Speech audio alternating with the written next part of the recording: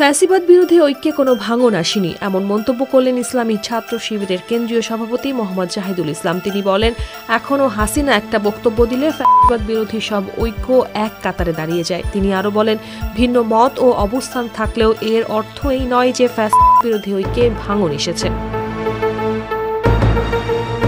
সম্প্রতি Comilla Victoria college ক্যাম্পাসে ছাত্র শিবিরের বৃক্ষরোপণ কর্মসূচিতে এসব কথা বলেন জাহিদুল ইসলাম। এ সময় নির্বাচন নিয়ে সরকারের রোডম্যাপকে কেন্দ্র করে ভারসাম্যপূর্ণ সিদ্ধান্ত প্রত্যাশা করেন তিনি। একই সঙ্গে শিক্ষাঙ্গনে ছাত্র রাজনীতির অধিকার রক্ষার পক্ষেও কথা বলেন শিবিরের কেন্দ্রীয় সভাপতি। তিনি বলেন, সরকার ইতোমধ্যে নির্বাচনের রোডম্যাপ ঘোষণা করেছে। বিএনপি ডিসেম্বরের পক্ষে জোরালো অবস্থানে রয়েছে, জামায়াতও সরকারের ঘোষণাকে গ্রহণযোগ্য বলছে। শিবির সভাপতি আরও বলেন, আমরা চাই সিদ্ধান্ত এমন হোক যাতে রাষ্ট্র ও জনগণের ক্ষতি না হয়।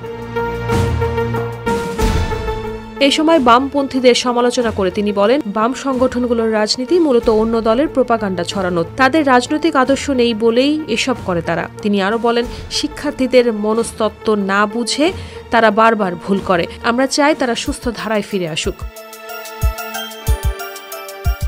পাশাপাশি ছাত্রদল সভাপতিকে উদ্দেশ্য করে জাহিদুল ইসলাম বলেন, অতীত থেকে শিক্ষা না নিলে তাদের ফ্যাসিবাদ বিরোধী পরিণতির দিকে ঠেলে দেবে জনগণ এবং শিক্ষার্থীরা। এছাড়া রাজনীতি করার অধিকার নিয়ে তিনি বলেন, বাংলাদেশে কে রাজনীতি করবে আর কে করবে না তা নির্ধারণের অধিকার কোনো ব্যক্তির নেই। শিবির সভাপতি আরো বলেন, ফ্যাসিস্ট হাসিনাও রাজনীতি থেকে আমাদের বারবার নিষিদ্ধ করত। তার মতে, কেউ যদি রাজনীতির মাধ্যমে দেশের সেবা করতে চায় সেটা তার মৌলিক অধিকার।